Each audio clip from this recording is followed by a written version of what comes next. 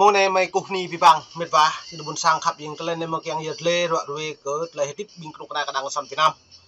giờ đến tạ bút thâu cái lấy cục na có đằng sân Việt Nam cỡ lại mạ bọt hàng lại sun ngăn cái nạp lại là buồn sang một cái nhà đi ga vật buồn dân như vậy mà giờ nên rằng pro mạ mong plan lao đi liền lúc đó mà ông plan lúc xa lúc plan lúc đó biết bằng là nhiều màu pa lúc xa chỗ mang non pa lúc xa chỗ mang non trong nội bộ đảng lên mạng pro hàng pul lúc nào có như phun kha cái nhớ điều tra bình tập bố nhớ sun ngàn màu đường pro cho nó tốt của pi nguyên phúc của mạng pro bằng ngàn lên trong mất nuôi xịn nuôi và đi đập sút vật nuôi bình dập phố thôn mạng pro ô như xịn chả rằng giờ nó đang có sẵn những buộc như buộc nhẹ đây như buộc nhẹ lại này đang chấm buộc cái nạp lại là cái như sơ rung rằng prong có lấy ru vắt chun ngăn cái buồn sáng lên trong hàng lại xị lần la cả ní lần tập ngữ lút buồn một cần giờ nó lò mày càng to đẻ lung lao có mày pani khi bằng mệt va yên buồn sáng bị khắp lăng đi gà niu thư khắp phải mông bread ebo cả lăng rút bộ video có lại phùng doan mày mạng cả voa về cái buồn sáng cái bộ hàng lại ta rút rồi này pre mày đã đi bu bẹm nịt mông này hàng play rúp bình nhố pol mà bọn lên trong pol nhập trun lư hị nguyên phúc vừa đã cái nhu hàng play sun ngăn nhu phun ô kít cây lần trả được nước ta Việt Nam. Đảng phê duyệt việc Chủ tịch Nguyễn Xuân Phúc từ chức, vụ hối lộ tại Cục Đăng kiểm, Cục trưởng và nhiều người khác bị bắt. Mỹ, Nhật, Australia tài trợ giúp Việt Nam giảm khí thải nhà kính. Giờ nó nhiều giới thiệu còn là vi bằng pro hàng còn lại vừa là sun ngăn lên trong cái buồn sang vừa nó rộng lực tới nhủ lên trong Mỹ dù có Việt Nam càng trun hí lên nó hàng lại đoạn nghìn sắp còn lại mặc đoạn lên mang lấy khí thải mang lấy xúc rục bằng lần là này lần tập ngữ lút một gần đừng bây lần tập ngữ mà anh Sài Gòn bờ đa cả Đà Nẵng Quảng Ngãi lu cái nào buồn sang pul dây cái nắp công an tướp vượt các mong lấy khí thải cơ trở lại lần là nhiều sĩ một công ty Trung Quốc lưu tràn cân một nẻo một mà có mở càng lực lượng Việt Nam giờ nó Mỹ nhiều du mang lấy công an lên trong quyết hàng làm trun cơ trở lại này về mới đừng Ukraine trao cho Chủ tịch Trung Quốc kế hoạch hòa bình. Nga nói sẽ thay đổi lớn lực lượng võ trang từ nay tới 2026. NATO điều máy bay do thám tới Romania theo dõi hành tung của Nga. Giờ là bộ này bằng lần là màu lút lời rung cỡ trở lại hành tình của Nga lên đấy Putin càng trun càng tul bla cỡ Ukraine cầm vào mà pro hàng lại cái sung táng hàng nhầm bằng linh hàn sam ta tôi đã bộ này nó không nhắm bạn mình và tôi thì thọc lại bộ phi nhiên lên trong mấy bộ pre Ukraine tôi chặn lên trong món liên quan trúc khối NATO tập bộ NATO được pre tập par lên trong hàng tham dò cỡ lại tôi xem hết đấy càng Nga càng trun ngạ cả Ukraine hiểm lại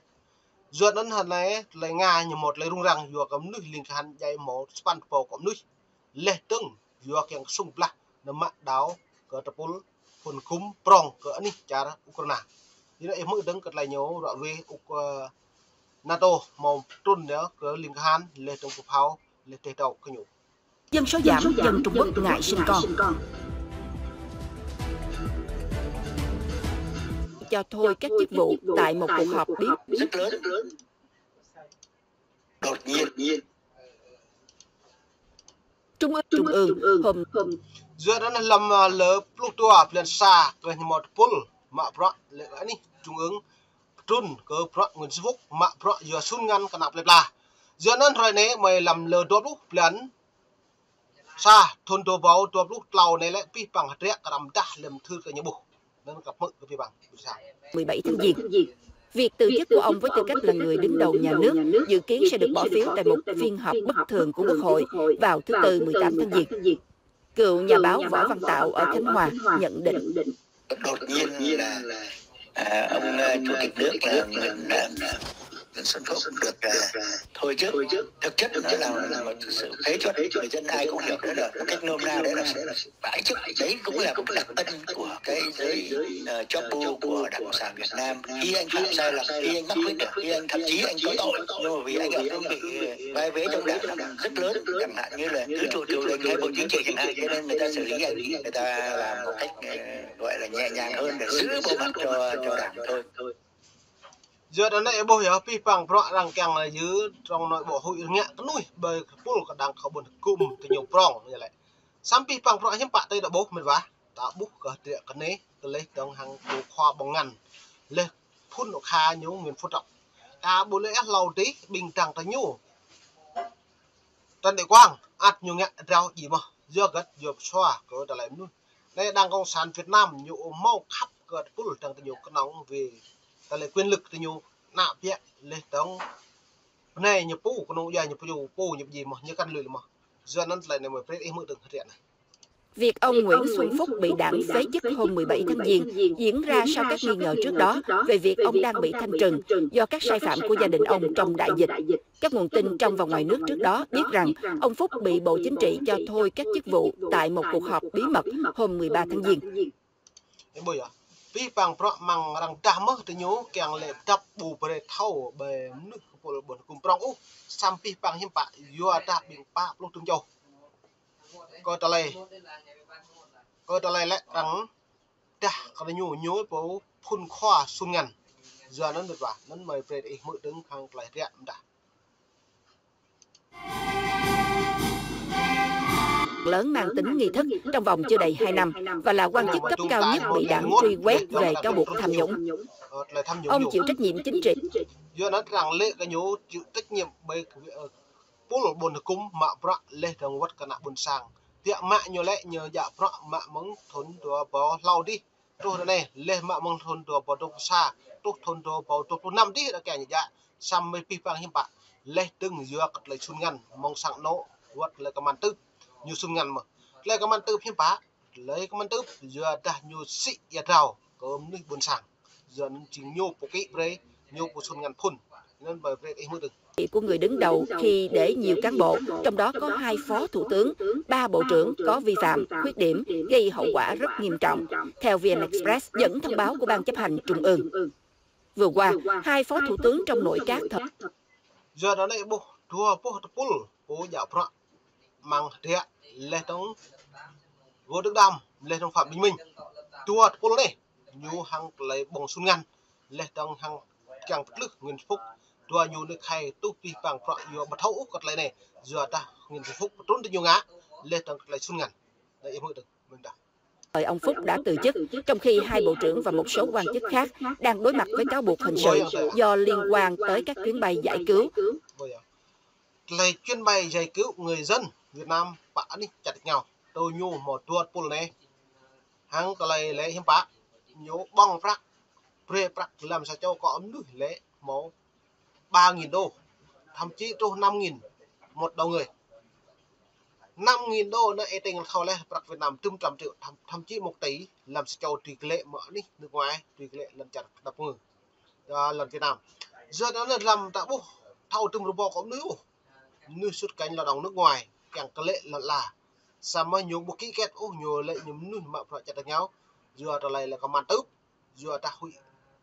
có màn là còn lần chặt Việt Nam vòng cái nhá bữa binh nặng buồn sang khi được cái bộ nặng bẹ cứ tập nặng bộ này tập nặng bộ na tập nặng bộ cây lên từng tu phạt mọi thứ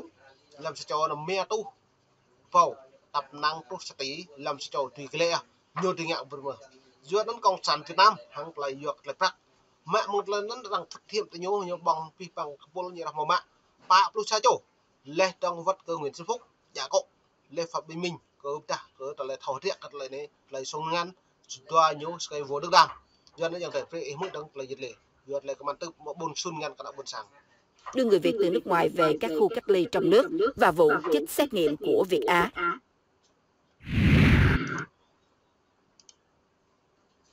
Đem xe đến đăng kiểm để được cho qua những lỗi kỹ thuật về an toàn và môi trường. Cùng ngày 17 tháng Giêng, Công an Thành phố Hồ Chí Minh cũng khởi tố và bắt giam 4 người được cho là đã tạo ra phần mềm có thể chỉnh sửa kết quả kiểm định khí thải xe cơ giới. ta lại màu ra anh ấy Hồ Chí Minh đang phát hiện màu mạ phun là nhô trùng tà nhô bộ màu ba chỗ này rồi đó là ta tê tàu hàng lấy màu tê kiếm định là lên nhẹ ra tê tàu bộ càng nhẹ ra thông qua hệ thống của phun buồn cùng lên tăng phun là nhô nhẹ thật nhiều rồi đó nó nhiều bậc kệ lên pahil bông ngăn thật nhiều môn này company vi bằng trong đây mình ít gặp lăng lại video của mình ta gặp lại nguyên phúc răng trun từ nhô vẹn đoạn bằng buồn cùng giờ ta gặp lại xuân ngăn nục na cái chụp mong ni panap taka bathau ko như tương tự nguyên phút rộng cơ ta lại này như tương chưa bưng nhận được từ nhiều ta gặp lăng cả buồn sang nên ai lau mấy chứ mấy ni cái băng giao tới buồn sang gặp mức cơ được cá nhiều và bán cho một số trung tâm đăng kiểm để giờ nên lau pi mong lại là có bắp nhẹ cái băng giao tới buồn sang ít càng bố lạ luôn nữa càng cả thứ cơ ta lại video có cả phàm nên cần đăng để buộc lại video của mình ta hàng lại doan như rung răng lên con hàng lại cọ như pu lên con ngăn như pu trong nội bộ cả đảng như pu nào nhẹ như pu nó như pu cái gì như pu tôi có mời để lau này na buồn sang đi ra tạo một cái gì cái nhú căn nhá lên làm cái nhú lắm á sam bạn này na nhẹ như pu cho như pu trong nội bộ đảng như pu cái gì được cái nhú lực được nhiều mà giờ nó như thế ni đã bạn này tập lại đi ra nhiều có im ta vi bằng có bị lăng lại video gặp phải một đi ra nhiều